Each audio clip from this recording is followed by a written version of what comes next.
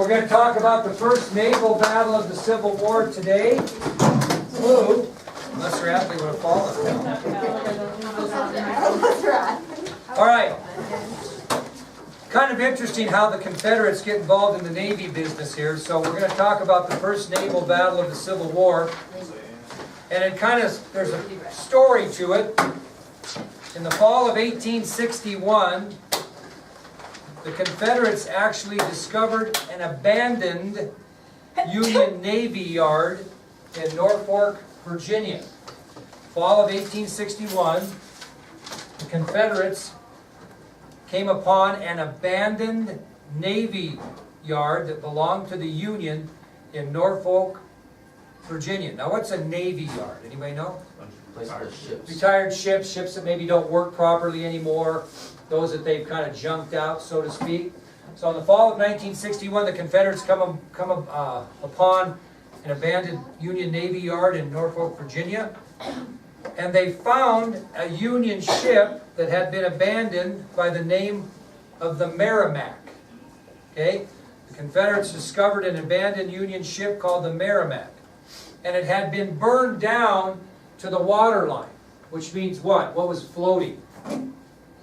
Just basically maybe the hull, or just almost like the floor of the ship. The rest was burnt down. So the ship, anything that was above water, was burnt down to the water line. That was all that was left of this Merrimack when it was found by the Confederates. The Confederates saw some use in the ship despite its condition, so they raised the ship and they reconstructed the hull, adding 4-inch iron plating to it. Okay? So the Confederates raised the Merrimack, which had been burned down to the water line in this abandoned Navy yard in Norfolk, Virginia. They reconstructed the hull, in other words, the stuff above the water, and they added a 4-inch iron plate to the vessel.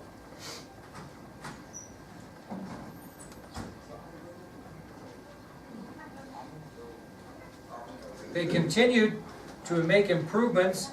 They equipped it with 10 guns and a cast iron battering ram. Okay, so they equipped it with 10 guns and a cast iron battering ram.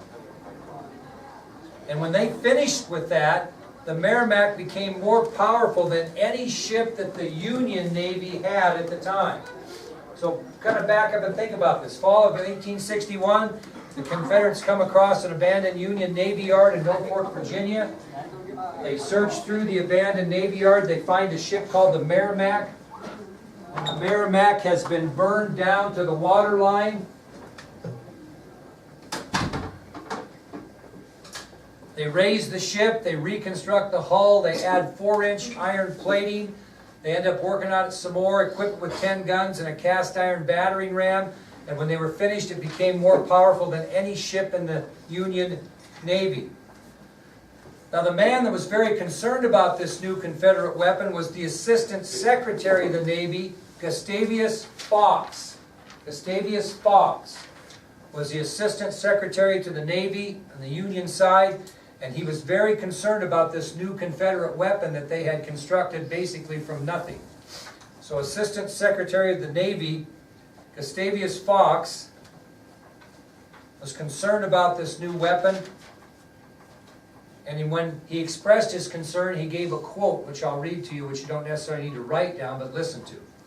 So, after the Merrimack became the most powerful ship on either side, Union or Confederate, Assistant Secretary of the Navy Gustavus Fox became very concerned about this weapon, and this is what he was quoted as saying about this new Confederate weapon. He said, quote, "Who is to prevent her from dropping anchor in the Potomac and throwing her 100-pound shells into the White House or battering down the halls of the Capitol?" Remember, we're not very far apart, are we? Richmond to Washington. So Fox was very concerned. He said, who is to prevent her, meaning the ship, from dropping anchor in the Potomac and throwing her 100-pound shells into the White House or battering down the halls of the Capitol? So at this point, what did the Union know they needed to do? Build something similar to compete. So that was their goal. So at this point, the Union knew they must build a battleship that was either equal to or better than the one the Confederates had the Merrimac. So who's going to be the man that's going to be charged with this duty, probably? And Gideon Wells, and what is he? He's a step up from Fox. He's the what? Secretary of the Navy. And so what he does is he obviously can't build this ship or plan a ship. When you build a house, what do you hire? Before that. Before that. Before your contractor, what do you want to know? What? Architect, someone to set up the plans, okay? Well, what Wells did is he turned to the talents of a Swedish-born inventor by the name of John Ericsson, okay? So as a result, to try to build a ship equal to or better than the Merrimac, Secretary of the Navy Gideon Wells turned to the talents of a Swedish-born inventor by the name of John Ericsson. And Ericsson was asked by Wells to build a battleship that would surpass the Merrimac. Okay? So he's going to put this thing together from the ground up and build a ship.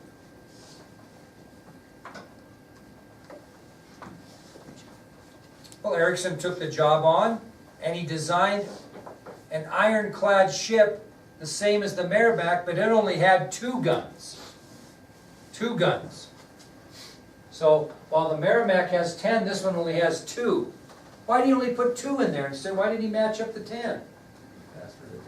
Kind of, because these 2 were on revolving housings. They didn't have to be the ship didn't have to be pointed in a certain direction to fire at someone.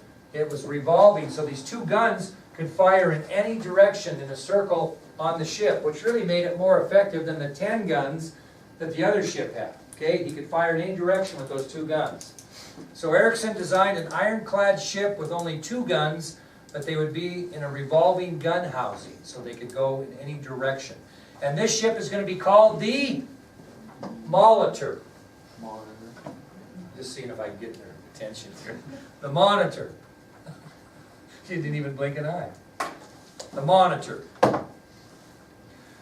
Well, when the new Union ship was built, it was going to be inevitable that the 2 ships were going to collide.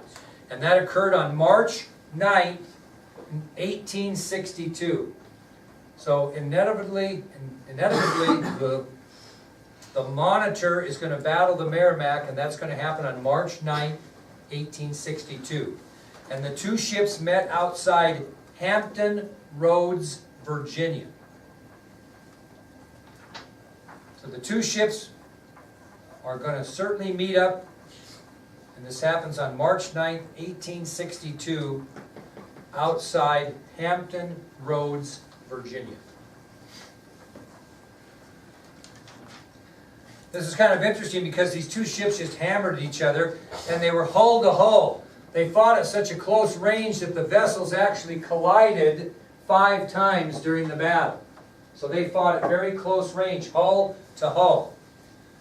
And they were so close to each other that they actually collided with each other 5 times during the battle.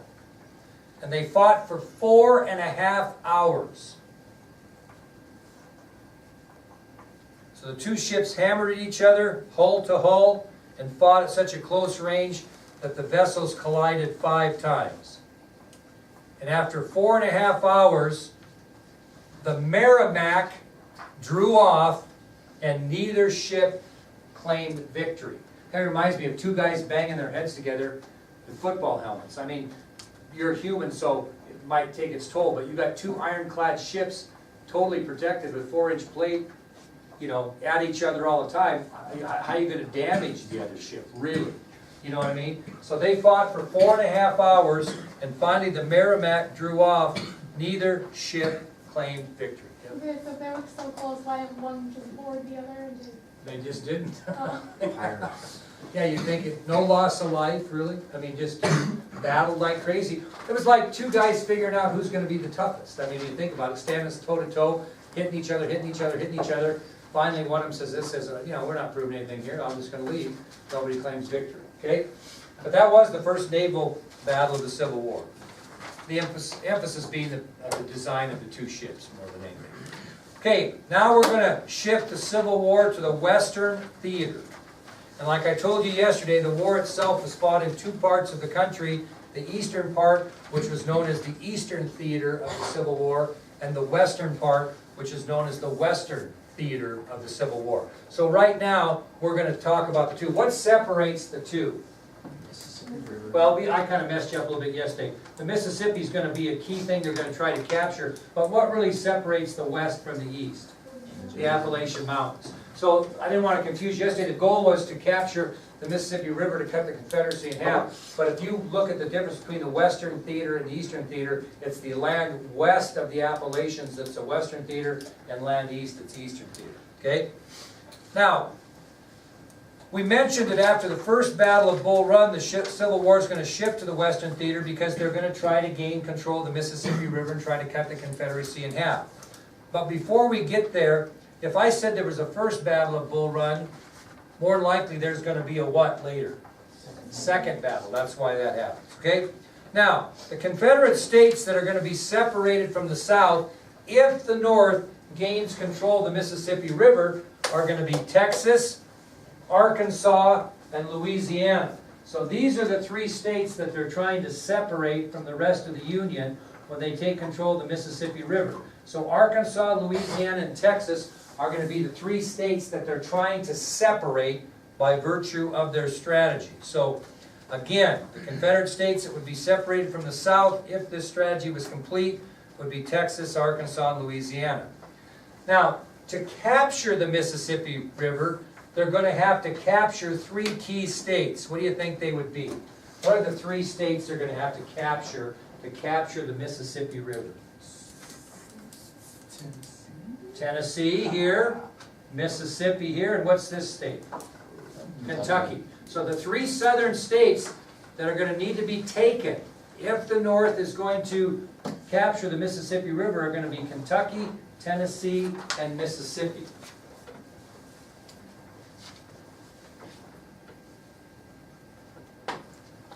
Now I want you to think about Kentucky a little bit. Kentucky will be the first target they'll try to take, and it's kind of a divided state in a lot of ways, isn't it? Why? Why would Kentucky be considered a divided state? Why would you have feelings, why would you have people that would have feelings for the North that live in Kentucky? Well, not so much family, but who's from there that was a very prominent Northerner? Albert John's Who? Albert Clay. Henry Clay. Okay, so although Kentucky is going to be the first target, this state has strong ties from both the North and the South because famous politician Henry Clay was a Kentucky Northerner and he had strong influence in the state. But even though that was the case, the Union took Kentucky without much effort at all. Not a big deal to take Kentucky. So the Union pretty much just took Kentucky right away. They succumbed early. Tennessee, however, is going to be a different story. This was a very strong southern state, and the Union was going to have to put out a tremendous effort to capture Tennessee. Okay, it would be very hard to be completely captured. So, the Confederates know it's coming. What are they going to do in Kentucky? They're going to form what type of position? Defensive position. Very good, Hannah. So, as the Union Army is getting themselves organized in the east for this assault, the Confederates are going to form a defense line just north of Nashville because they know the Union's coming. Okay? And the man that will be in command of Confederate forces at Nashville will be General Albert Johnston. Now, there's two Johnstons, so don't get them mixed up. Albert Johnston. So as the Union Army is organizing themselves in lands east of the Appalachians, the Confederates, under the command of General Albert Johnston, are going to form a defense line north of Nashville, Tennessee. They know they're coming. The problem that Johnston has is he's very short in both men and supplies. So he's in a vulnerable defensive position because he's short in both men and supplies.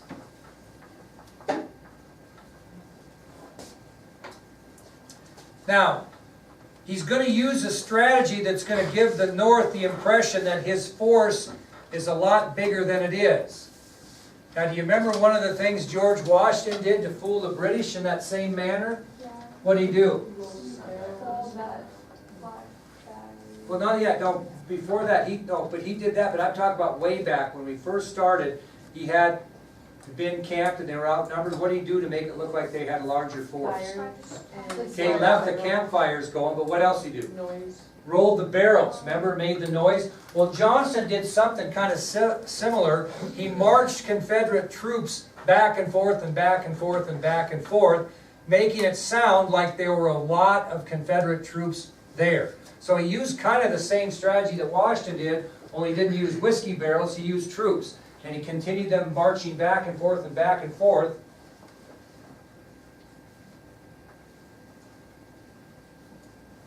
Then he also did something similar we've talked about, is he ordered small cavalry raids against the Union at night. Who did that? Who else did that? Do you remember? Who sent people out that really was against the rules? Remember? Yes, Andrew Jackson did that, remember? He sent them out in the War of 1812 and they kept killing centuries and those types of people, not following the rules. He got in trouble for not being gentlemanly, remember? Well, what Johnston did is he ordered small raids against the Union just to kind of antagonize them. Now, if you were the Union, would you think that someone that had not very many soldiers would be taking the risk of doing all these small raids? No, so it was an opposite kind of thought process. He was thinking that, well, they'll think we have more men because we're sending these guys out. And he also marched his men back and forth. Okay? Now, this strategy actually worked for a period of time because Union leaders heard this and they really were apprehensive to attack that Confederate line at Nashville. So his strategy really did work pretty well. Well, finally somebody arrived that wasn't afraid of a little conflict. Who was that? General Ulysses S. Grant brought his forces and he took to the offensive against those Confederate forces. He wasn't apprehensive or concerned about the number of soldiers, Confederates. You'll find out in this lecture over the next week or so or two that his regard for loss of life was not big. I mean, you'll wait to see the losses he takes in this war. So he's not really concerned. And so what Ulysses S. Grant does is he takes an offensive position against the Confederate forces. And he turned his attention to trying to capture two strategic rivers that were close to Nashville. If he controlled the rivers, he would control the way into Nashville. And if he takes Nashville, he feels like he's going to take what? Tennessee. Okay? So, there were two rivers that he concentrated on. The Cumberland River. Cumberland River, which flowed right through Nashville, and the Tennessee River,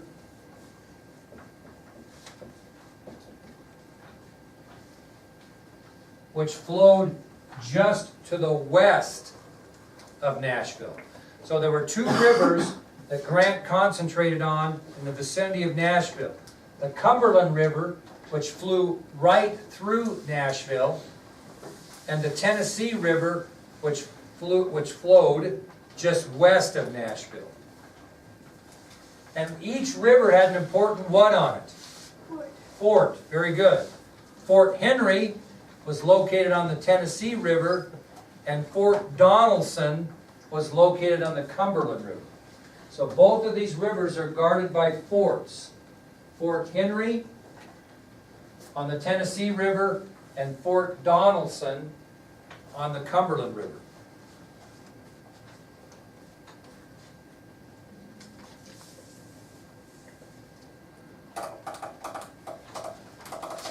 Well, General Johnston was concerned at Grant's actions of moving towards those rivers and forts because Fort Henry was virtually indefensible. He had no forces to protect Fort Henry, very few. So Albert Johnston was concerned because if Grant assaulted Fort Henry on the Tennessee River, he wouldn't have much resistance.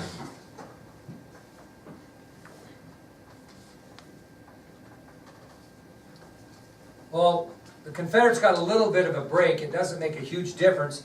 But by February of 1862, what do you think the situation was around Fort Henry on the Tennessee River?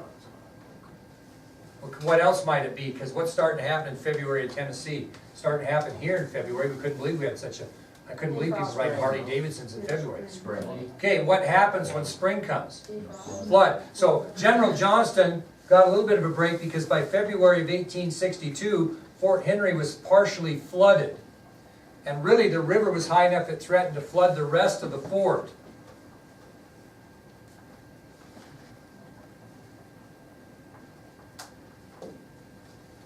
Despite that, on February 4th and 5th of 1862, General Grant landed Union divisions in 2 different locations near Fort Henry. So despite that, on February 4th and 5th, General Grant landed Union divisions in 2 different locations near Fort Henry.